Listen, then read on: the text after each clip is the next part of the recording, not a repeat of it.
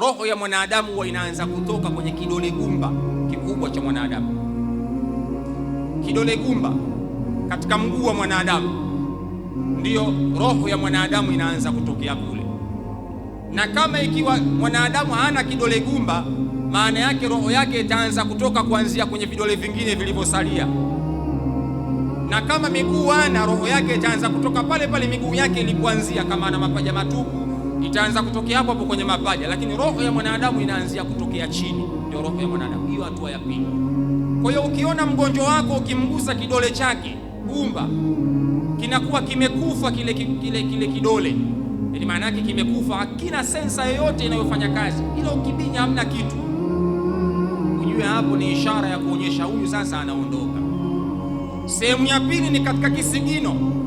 Sehemu inayokufa ya mwanadamu ni katika kisigino chake.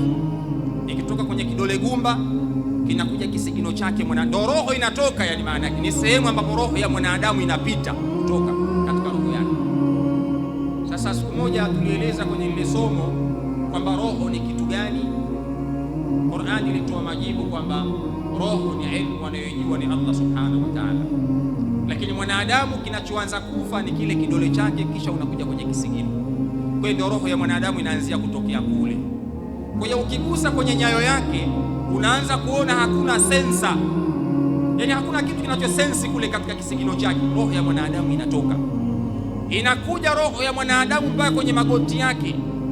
Kama una mgonjwa huwa haanzi kufa kuanzia juu, mgonjwa anaanza kufa kuanzia chini. Kwa waliouguza watakuwa wanajua, yani mgonjwa miguu yake inakuwa haifanyi kazi, ukigusa unaona baridi, ujue huyu yupo kwenye sakaratul mauti. Mgonjwa huyu roho yake ndio inatoka sasa.